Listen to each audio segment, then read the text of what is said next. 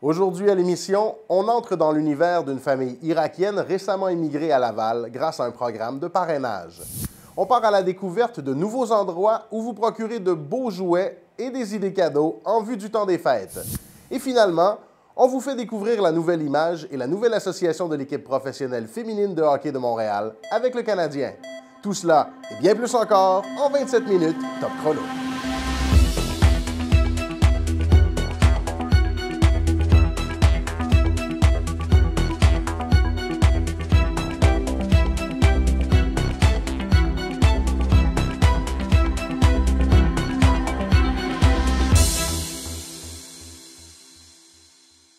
Salut tout le monde! Vous le savez, le Canada est l'un des meilleurs endroits au monde où trouver asile avec son 8e rang mondial. Le pays est aussi le seul à offrir un programme de parrainage privé par jumelage avec des résidents pour les réfugiés. Et c'est grâce à des associations comme Aidoun que la famille irakienne que nous vous présentons aujourd'hui a pu se réfugier ici à Laval. Voici le reportage de Rita Bogokian. Ce jeune Syrien, Abraham, est arrivé il y a maintenant 1 an. Il a vécu l'horreur pendant la guerre en Syrie. Capturé par les terroristes, il s'est retrouvé emprisonné et battu au milieu d'un petit village dévasté nommé Homs. Il a été interrogé durant des heures et torturé. Finalement, sans savoir pourquoi, il a été lâché et a ainsi pu rejoindre sa famille à Alep. Aidoun lui a prêté main forte à lui et sa famille pour leur venue au Canada.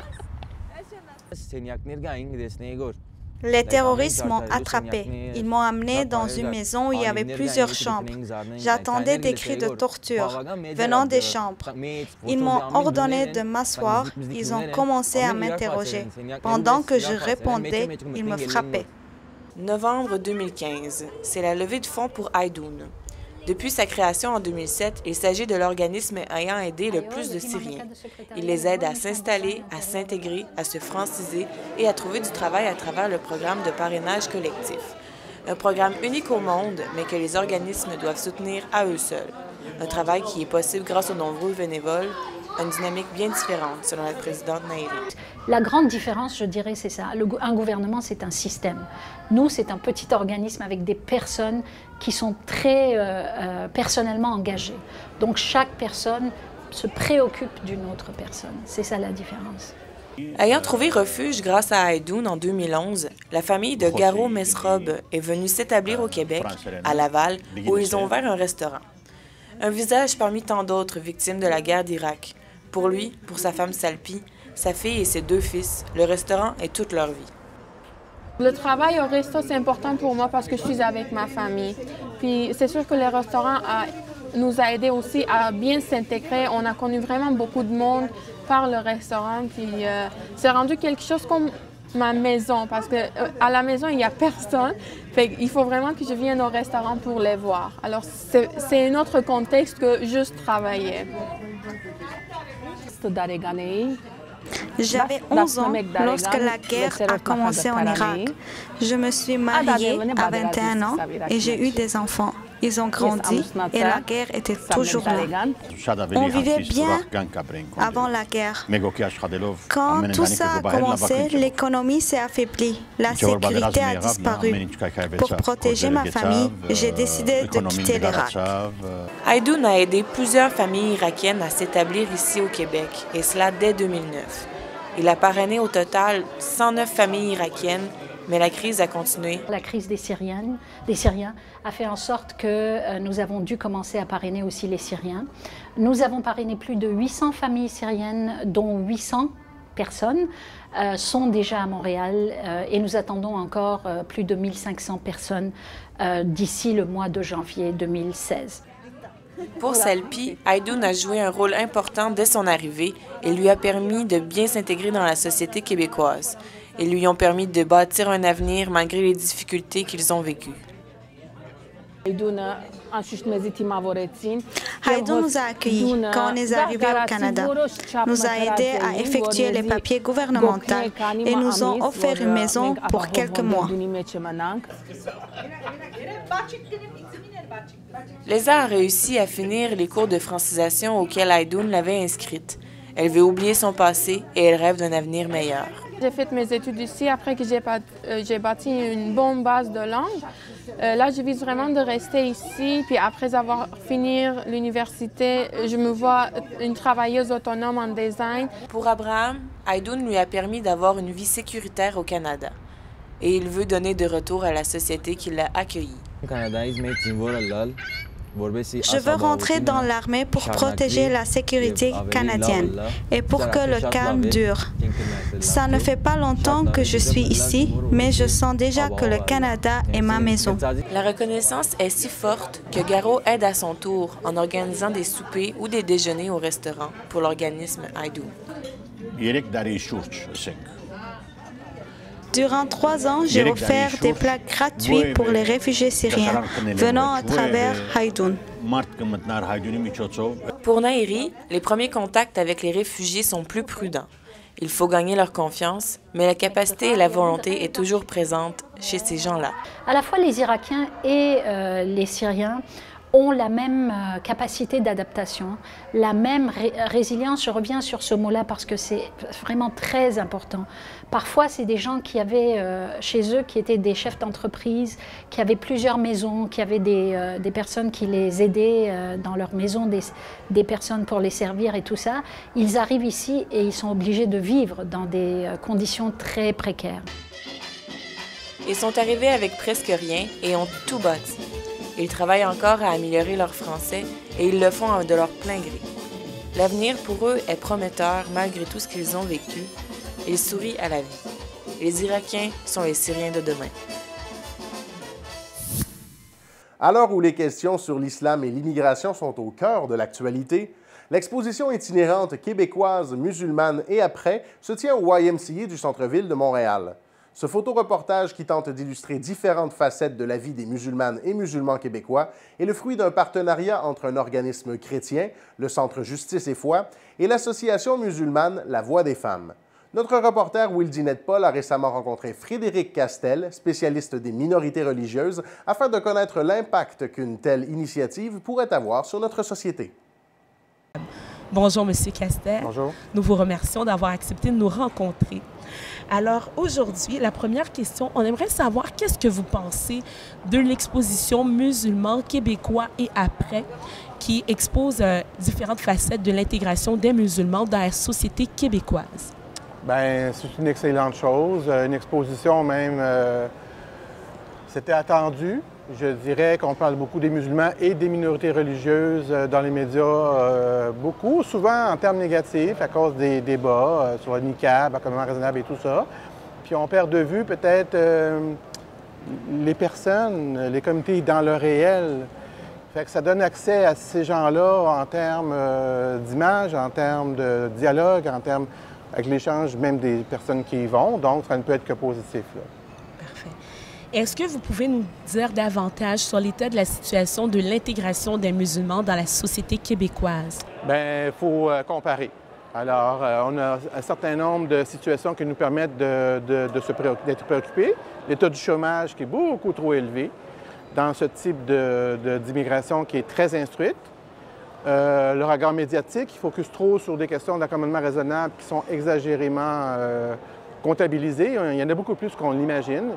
Mais en comparé à l'Europe, l'immigration ici s'intègre beaucoup plus rapidement, compte tenu qu'on n'a pas le climat qu'il y a là-bas, il n'y a pas l'extrême droite qu'il y a là-bas, il y a moins de mouvements intégrés salafistes aussi. Il n'y a pas de ghetto à Montréal, ainsi de suite. Donc, il y a plusieurs indicateurs qui nous permettent de dire que l'intégration est quand même... on a lieu d'être optimiste, mais sur nos gardes, si vous voulez, que les choses se passent bien. Selon vous, M. Castel, quels sont les meilleurs moyens pour s'intégrer en tant que musulman dans la société québécoise? Le meilleur moyen, c'est assez évident, c'est le travail. Alors, on sait que les musulmans qui... Alors, c'est là où il y a l'immigration musulmane qui vient au Québec, au Canada. Elle n'a rien à voir avec celle qui va en Europe. Ici, c'est une élite universitaire qui vient des milieux urbains. Alors, le problème qu'il y a, c'est la reconnaissance des diplômes. Et donc, il faut pousser plus loin les actions pour faire reconnaître ces diplômes-là pour que les gens aient accès à l'emploi, premièrement, et deuxièmement, des emplois qui respectent leurs compétences sur leur champ disciplinaire. Alors, évidemment que la première objet de préoccupation, c'est l'intégration par le travail. S'il y a trop de gens qui chôment, imaginez ce que ça crée comme gens sont dans la latence et le regard des jeunes sur leurs parents qui ne travaillent pas et toute la négativité qui peut en dérouler. À mon point de vue, c'est l'enjeu premier et principal. Pas le seul, mais le premier. Les tarifs journaliers pour se stationner au Centre universitaire de santé McGill de Montréal sont passés de 23 à 25 $. Cette hausse, jugée excessive, indispose de nombreux intervenants, notamment le Comité pour les usagers du CUSUM qui a déposé une plainte auprès du protecteur du citoyen. Pour Guillaume Hébert, chercheur à l'Institut de recherche et d'information socio-économique, il s'agit de frais cachés, déguisés, qui limitent l'accès aux soins de santé. Soudainement, le stationnement devient une espèce de composante autonome qui doit s'autofinancer. Ce qui est un peu absurde quand on y pense. Quand on va dans le stationnement de l'hôpital, je suppose que ça fait plutôt partie de l'hôpital, et quand on nous charge pour rentrer dans le stationnement, bien, finalement, on nous charge pour rentrer dans l'hôpital. Donc, ultimement, on a réussi de cette façon-là à contourner la loi canadienne. Restez à l'écoute car un peu plus tard à l'émission, on entre dans l'univers de l'équipe professionnelle féminine de hockey de Montréal et on découvre la disparité entre les traitements accordés aux hommes et aux femmes dans le hockey professionnel grâce à la joueuse Anne-Sophie Bété. L'univers de la photographie a bien changé au cours des 2 dernières décennies. Alors que la majorité des gens sont passés à l'ère numérique, les films traditionnels argentiques connaissent en fait un regain de popularité. Un peu partout dans le monde, incluant à Montréal, une niche s'est développée pour les méthodes de production plus anciennes. Un reportage de Félix Henry.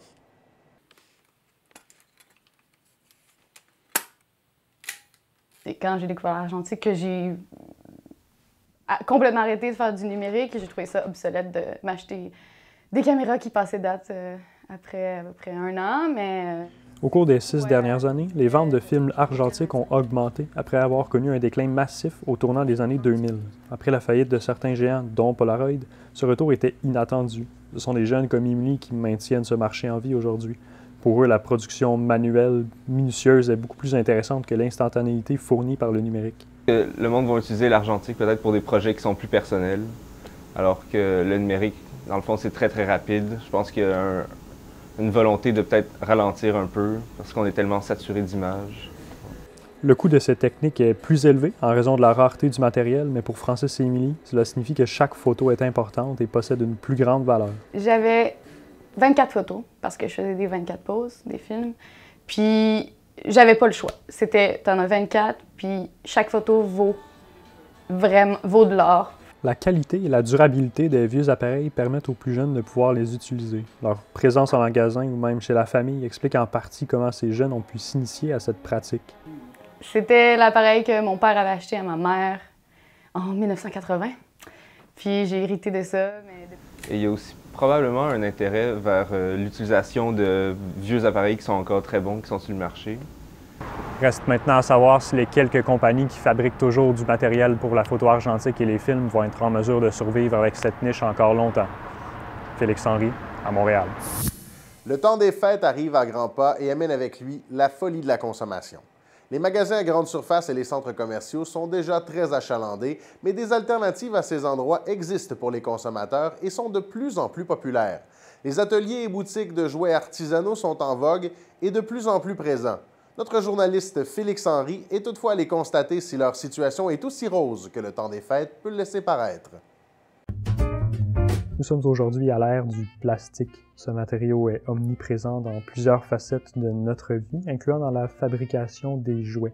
De nos jours, donc, les jouets sont produits en grande quantité, traités comme des produits destinés à être consommés et jetés rapidement. Pourtant, Montréal regorge d'artisans et de boutiques qui tentent de se tailler une place dans cette niche. Marguerite Doré est propriétaire de la boutique La Grand'Ourse depuis déjà 15 ans. Elle se dédie à la vente de jouets artisanaux et locaux, son objectif étant d'offrir une réelle alternative aux jouets en plastique produits loin d'ici. J'avais beaucoup d'amis, avant que j'ouvre la boutique, beaucoup d'amis qui avaient des enfants et qui, pour avoir des beaux jouets en bois, importaient d'Europe. Mais où trouver ça dans Montréal? Il y en avait 3 dans tel magasin à tel coin de la ville, 2 dans l'autre magasin à l'autre coin de la ville, et c'était vraiment difficile à trouver.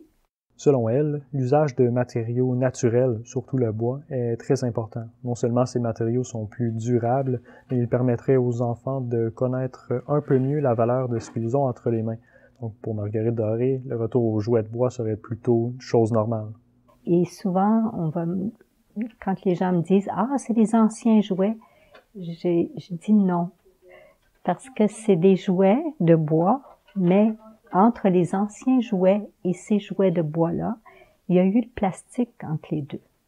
Et ça fait que maintenant, quand on achète un jouet de bois, c'est avec conscience, qu'on sait que c'est ça qui est bon pour l'enfant.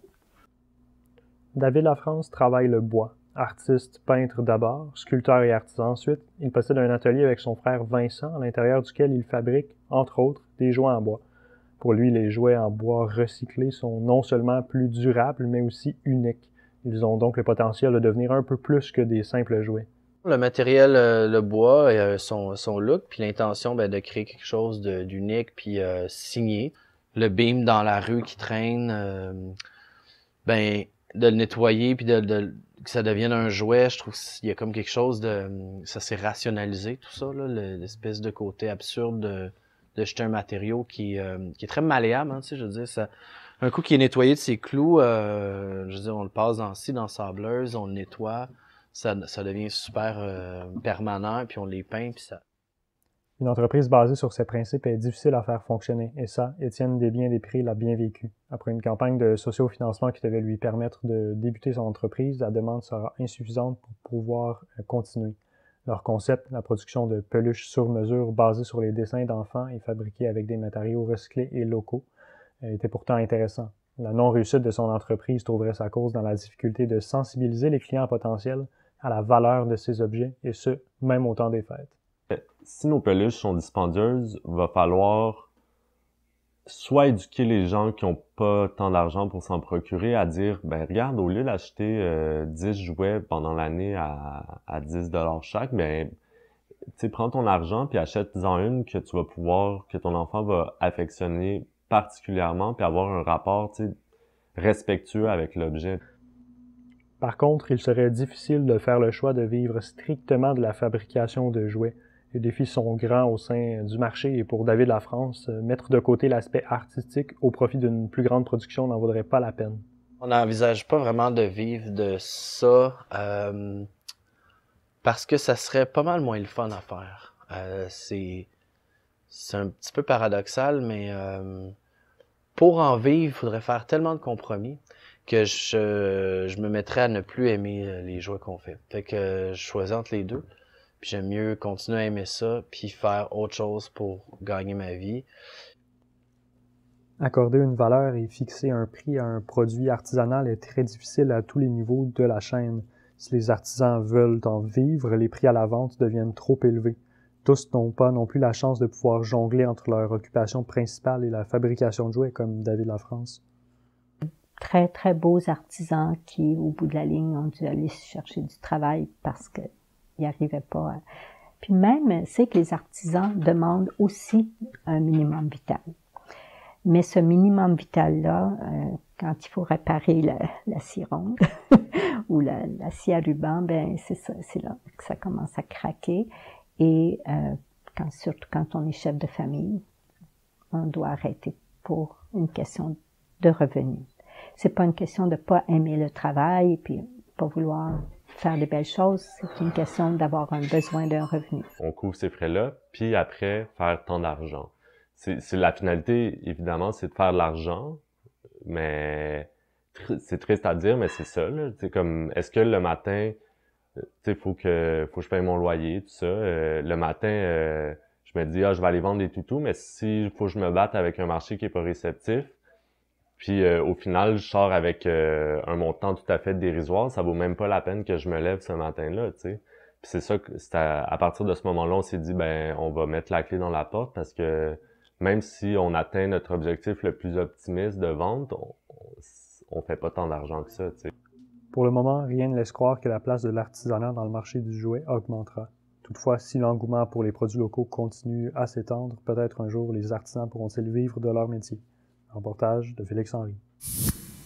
Au sport maintenant. Vous le savez, ici, on ne parle que des Canadiens. Mais saviez-vous qu'il existe une deuxième équipe professionnelle de hockey à Montréal? Et celle-ci du côté féminin? Eh bien oui. Anciennement connue sous le nom des Stars, l'équipe de la Ligue canadienne de hockey féminin vient tout juste de changer de nom après la signature d'un partenariat avec la Sainte-Flanelle. À une semaine du début de la saison, nous avons rencontré l'équipe lors d'un entraînement pour en savoir davantage sur leur nouvelle identité et les avantages de leur entente avec les Canadiens. Voici donc le reportage que je vous ai préparé. Bleu, blanc, rouge. Les couleurs restent les mêmes, le logo, lui, a bien changé. La franchise professionnelle montréalaise arbore un chandail qui ressemble à s'y méprendre à celui des Canadiens. Une fierté pour les joueuses qui peuvent désormais se concentrer uniquement sur l'essentiel. On n'a pas besoin de penser à ramasser de l'argent ou vendre des poules d'hockey. On a juste besoin de penser côté hockey. Puis la semaine, on se concentre sur notre job à tous les jours. Puis le soir, on vient pratiquer ici 2 fois semaine. Les matchs, on part sur la route ou ici. Fait que on peut se coucher la tête, reposer le soir. Pour l'entraîneur, ce partenariat avec la Sainte-Flanelle apporte une plus grande visibilité pour ses joueuses. La priorité était de la reconnaissance. Puis je trouve qu'en étant associé avec le Canadien de Montréal, en portant le nom Les Canadiennes de Montréal, bon, ils vont avoir l'opportunité d'avoir cette reconnaissance-là. Fait que pour moi, ça, c'était primordial. Du côté de la direction, on souhaite surtout attirer davantage de partisans, car aujourd'hui encore, l'équipe reste méconnue des Montréalais. En tant que les Canadiennes, on espère que le monde va savoir qu'on est ici, peuvent venir regarder les meilleures joueuses au monde qui ont scoré les buts à Sochi, à Vancouver. Il y a Poulin, il y a Wallet, il y a La Bonté. Alors, il y a vraiment comme les meilleures joueuses ici, puis ils viennent d'ici aussi. Alors, on a aussi une équipe qui est très montréalais en caractère, puis ils ont beaucoup de chimie, puis c'est vraiment une équipe le fun. Les Canadiennes de Montréal ouvriront donc officiellement leur saison ce samedi, ici même à l'Arena Étienne-Desmarteaux, face au Thunder de Brampton dans un programme double. Pourront-elles ramener la Coupe Clarkson à Montréal cette saison? C'est à suivre. Mais pour l'instant, l'organisation souhaite bien sûr que les gradins soient pleins pour l'ensemble de la saison. Ici Maxime Sarrazin, à l'Arena Étienne-Desmarteaux, pour l'Université de Montréal. Et justement, à l'occasion de ce nouveau départ pour l'équipe, nous rejoignons notre collègue Aurélien Denégri qui se trouve à l'Arena Étienne-Desmarteaux de Montréal, où s'entraîne l'équipe aujourd'hui. Aurélien, vous avez pu constater un fossé énorme entre le traitement réservé aux hommes et aux femmes dans le hockey professionnel, n'est-ce pas? Oui, en effet, pour ces joueuses, c'est une toute autre réalité que celle des vedettes de la LNH. Alors, elles évoluent certes au plus haut niveau possible chez les femmes, et certaines comme Caroline Ouellette ou Marie-Philippe Poulin ont remporté l'or avec Team Canada aux Jeux Olympiques et sont considérées professionnelles. Mais la comparaison s'arrête là, car si les hommes touchent des millions de dollars, eh bien ces femmes, elles ne sont tout simplement pas payées. Elles doivent donc pour la plupart jongler entre travail, famille et hockey. On a eu la chance de pouvoir suivre Anne-Sophie Bété, une des joueuses, pendant une journée. Et vous allez l'entendre, c'est pas toujours facile pour elle de jongler entre son travail de conseillère en gestion de patrimoine d'un côté et les entraînements et les matchs de l'autre. Je vous propose d'écouter un court extrait du reportage qu'on vous prépare pour le téléjournal de 22 h. Quand tu es au hockey, tu ne penses pas à tes examens, tu ne penses pas au travail, tu ne penses pas à rien. Fait que pour moi, ça a été une libération, puis ça me donne mon équilibre. Parce que, tu sais, des fois, j'arrive le soir, puis je me dis, bon, qu'est-ce que je devrais faire avec tel dossier? Puis, tu sais, ma tête, elle tourne. En ayant le hockey, bien, ça me permet d'avoir ce petit break-là, si on veut, pour me permettre d'être quand même, d'avoir un esprit sain. Voilà pour ce court extrait. On vous donne donc rendez-vous tout à l'heure pour un reportage complet cette fois-ci. Merci beaucoup, Aurélien. Sport extrême maintenant. Connaissez-vous le wingsuit? Eh bien, cette discipline sportive est idéale pour les amateurs de sensations fortes. Toutefois, elle n'oblige pas seulement l'athlète à se jeter dans le vide, mais demande surtout de prévoir chacun de ses faits et gestes, en plus de compter sur une très grande préparation mentale. Un reportage de ma collègue Caroline Petit. Marc-André Denot détient 2 records mondiaux en wingsuit. Un en distance parcourue dans le ciel et l'autre en durée de planage. Ce sport très risqué implique une grande préparation physique comme mentale. Quand on va à 300-350 km/h, on n'a pas de moteur, là, on fait juste tomber avec notre corps dans une combinaison. Il faut absolument que le mental soit à 100%, il faut qu'on soit en forme. C'est tout un programme de nutrition, comment pour avoir plus d'énergie, pour être le plus focus, puis même d'être équilibré émotionnellement le plus possible. Cet équilibre émotionnel, Marc-André le trouve auprès de sa grand-mère. Pierrette a une confiance aveugle en son petit-fils et est très zen vis-à-vis du sport qu'il pratique. Moi, ce que je suis plus fière, c'est qu'il soit heureux dans ce sport extrême. J'ai pas peur. Moi, je le donne à Dieu. Et il m'a dit, Mémé, t'en fais pas. S'il m'arrive quelque chose, dis-toi que j'étais tellement heureux. Chaque année, on recense un trop grand nombre d'accidents. Toutefois, ce taux peut diminuer si les athlètes évaluent bien leurs capacités. Le plus gros risque dans ce sport-là, c'est nous-mêmes, c'est les décisions qu'on va prendre. Il y a un risque dans ce sport-là, puis il y a un potentiel de peut-être se tuer, fait qu'on sait jamais. On accepte ce risque-là. Mais toutes les mauvaises expériences ne se terminent pas en drame. Il est parfois possible de rectifier le tir en plein vol. J'avais un bras pris dans ma combinaison. Là, j'allais comme à 300 km/h. J'ai perdu le contrôle, je suis parti en vrille totale. Mon réflexe, ça a été vraiment d'ouvrir ma combinaison, d'essayer de reprendre la position de botte. J'ai senti que ça s'était pris. Là, instinctivement, je me suis remis en boule. Puis là, finalement, ça s'est comme libéré. Les sentiments de liberté et d'aventure sont ce que Marc-André trouve le plus fort dans ce sport. Il est d'ailleurs sur le point de réaliser l'un de ses rêves, cette fois-ci en Utah. Caroline Petit, Université de Montréal. Restez à l'écoute car suivra dans quelques instants une excellente émission qui fera la lumière sur l'univers de la télé-réalité québécoise et vous présentera en exclusivité des femmes qui y ont participé dans les dernières années. Ce visage ne vous dit peut-être rien, et pourtant. Je m'appelle Geneviève, j'ai 26 ans, je suis barmaid à Montréal et avec moi le love va être rock'n'roll. Confiante, Geneviève n'a pas la langue dans sa poche et ne craint pas les coups durs. Les images de Love Story ont inondé vos écrans entre 2008 et 2009. Il n'y a pas que les stéréotypes qui sont accentués. Les producteurs jouent aussi sur les relations humaines. Oscillant entre coup de gueule et coup de cœur, ils savent très bien comment captiver les téléspectateurs. Geneviève en a fait l'expérience. Encore aujourd'hui, 8 ans après, lorsque l'on tape son nom dans un moteur de recherche, l'un des premiers résultats correspond à une dispute qu'elle a eue sous la douche et pour laquelle elle ne soupçonnait pas une telle ampleur. Voilà, c'est ce qui conclut l'émission d'aujourd'hui. C'était Maxime Sarrazin. Au nom de toute l'équipe, je vous remercie d'avoir été des nôtres et vous dis à la semaine prochaine pour une autre édition de Top Chrono. Au revoir.